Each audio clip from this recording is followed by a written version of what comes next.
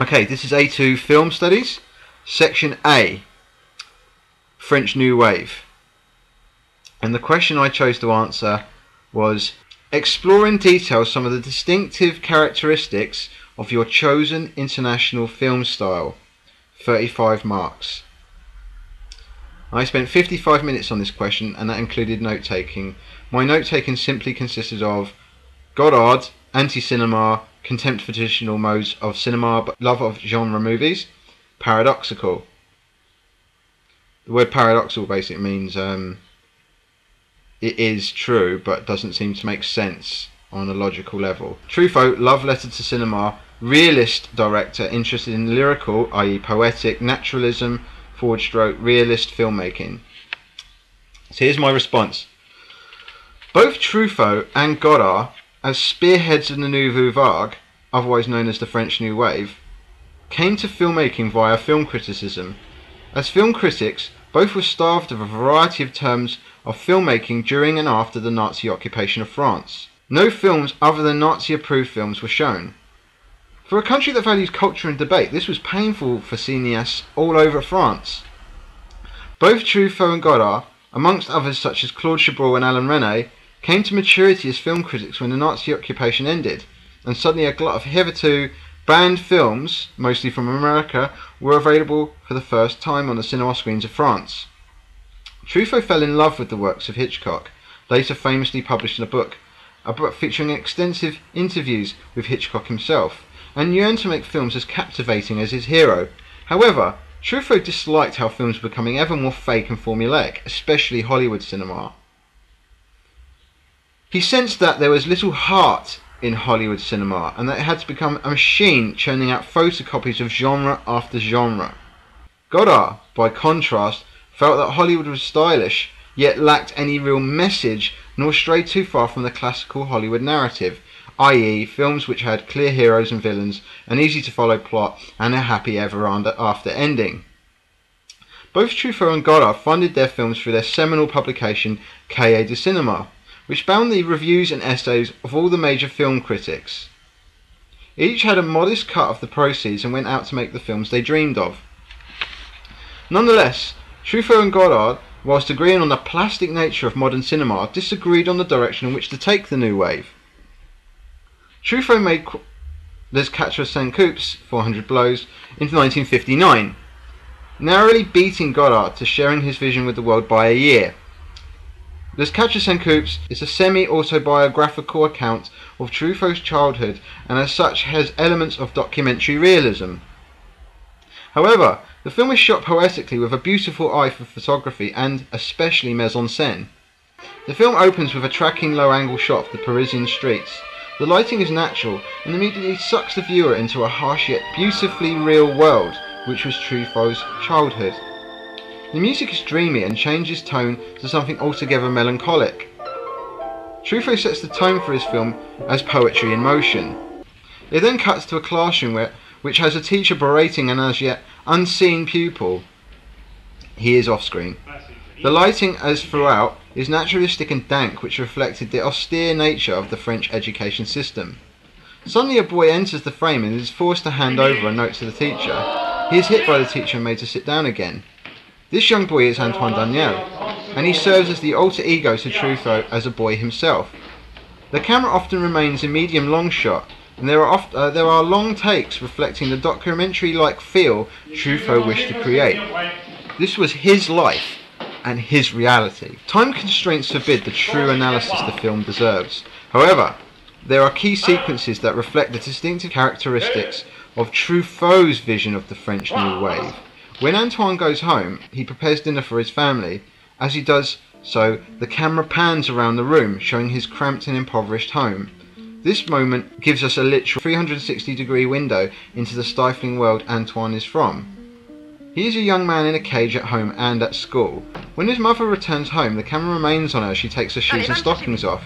She speaks to Antoine off camera, and this brief moment of otherwise unremarkable events actually underscores the mundane realism of this family's repetitive life. This is what they do day in, day out. He is shown to have a difficult relationship with his mother, but quite affectionate one with his stepfather. However, This tragically changes when he childishly writes a note criticising him before running away. When he runs away from home, we see Antoine on the Parisian streets in the dead of night and early dawn. The naturalistic photography shows the harsh beauty of Paris to full effect, but sometimes Truffaut aims for visual comedy that borders on metaphor.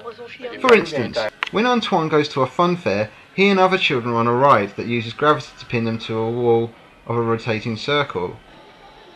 This is a side note, I come to understand that's called centrifuge. I'm not a science teacher, but I believe it's called centrifuge. Antoine struggles against gravity to move, but ends up sideways. The camera remains static as the ride rotates to reveal all the other children comfortably in vertical position whilst Antoine is seen sideways. Perhaps Truffaut was using a visual metaphor here to highlight the essential misfit nature of Antoine. Understated and open to interpretation, both hallmarks of Truffaut's cinema, yet paradoxically an anathema to the American cinema he loved. Eventually, Antoine ends up in a French borstal for young boys after being caught stealing. He's interviewed by a psychiatrist, or he's off screen, and here the cinema verite, cinema of truth, cherished by Truffaut really shines. He is interviewed in a naturalistic way. Much like a child, he fiddles with his hands, avoids eye contact with his adult interviewer, and gives rambling yet real responses to her questions. There is a telling moment when the psychiatrist asks Antoine about sex. Antoine, or perhaps the actor Jean-Pierre Lourdes, or even both, looks up and smiles coyly. He looks at the psychiatrist for the first time in the interview. This moment of truthful realism is affecting because it reminds us the fate of this young boy is all the more tragic because he has yet to fully mature and is being punished for childish transgressions, as ever, in a cold and harsh manner. The film ends with Antoine running away from the borstal. He is pursued in a long shot by the guards, and we as an audience feel apprehensive about his chance of success. Indeed, we will him on. The camera tracks his spirited running for several moments. Suddenly, grass gives way to sand under Antoine's feet, and we realise he is now on the beach. He has managed to achieve his modest ambition of seeing the sea for himself, the sea perhaps acting as a naturalistic metaphor for the freedom of nature away from the city he has inhabited throughout the film. But as he reaches the sea, he backs away slightly and looks hauntingly into the camera. The film freeze frames on his troubled, ambiguous face before ending abruptly. Antoine is just as lost now as he has ever been, and this is the true message of the film, and defies the typical cinema modes of film denouement, of clear and happy endings that Hollywood so favours. By contrast, A Bout de Souffle, Breathless, made by Godard in 1960, is more of a triumph of style over substance, but is arguably more influential than Truffaut's debut.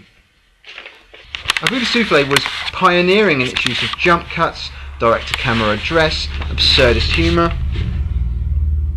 and moral ambiguity.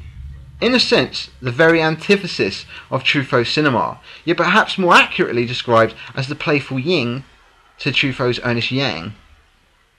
A Bout de Souffle joyfully breaks the rules of traditional filmmaking from the offset. We are immediately introduced to Michel, a rascal criminal with a love for Humphrey Bogart. He talks in voiceover to us, and then suddenly we get a close-up of him looking directly into the camera and rubbing his lips with his thumb. This action is interestingly mirrored at the end of the film by Patricia, for more absurd reasons than any other. Michel steals a car and flees. We, the audience, are suddenly in the car with him. As the camera documents the passing landscape, there are seemingly arbitrary jump cuts which contrast with Truffaut's more sedate cinematography. As Michel talks, he suddenly starts addressing the camera as if we were his travelling companion.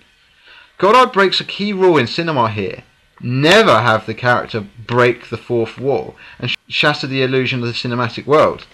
Now this breaking of the fourth wall is commonplace in modern cinema, but it was almost an outrage when A Bout de Souffle was made. Michel then finds a gun in a glove compartment and makes childish pow noises as he points it out of the window. Suddenly there is a jarring cut accompanied with the sound of a gunshot, which is then followed by another jump cut of Michel suddenly berating a slow driver in front of him. This somewhat disorientating yet amusing montage of shots and sounds characterises what most casual viewers of the French New Wave films remember above all else. Godard, in effect, was punk before punk was even invented. He wanted to outrage traditionalist cineasts and challenge how they saw cinema. Traditional cinema cherished invisible continuity editing above all else. The work of the editor must not be felt. That was a key rule that Godard smashed. Godard's editing, and much of the film's overall sentiment, is much like the young man of cinema fondly teasing the old man of cinema. The film dovetails with Les Quatre-Cent Coups in the scenes where Patricia is talking to a friend in a cafe. It's naturalistic, except for Godard's compulsive need to jump cut. Indeed, Godard said that he used jump cuts if a scene became boring and he wanted to speed it up. For instance, there is a scene where Michel is running down a road and he is seen jumping further down the road quicker because of the editing. Godard did this because the scene bored him as it was, and yet this cinematic device has now become commonplace in action cinema today. So the cinema of like Vin Diesel and Arnie and Sly Stallone, all those meatheads owe a lot in terms of their style and filmmaking to one of the brightest people in cinema, Jean-Luc Godard. The film ends with Michel being shot by police for his crimes as he runs away. He calls Patricia disgusting in French, then dies. Patricia asks a passerby what he said, and she is told. She turns, breaks the fourth wall, and says, "What is disgusting?" before mimicking Michel's thumb movements around her lips. The film then ends. In conclusion, both Truffaut and Godard effectively define the key characteristics of the Nouvelle Vague as a cinematic movement that was bored with traditional modes of storytelling. The influence of the movement is still felt today, even in Hollywood movies. There we go, full marks.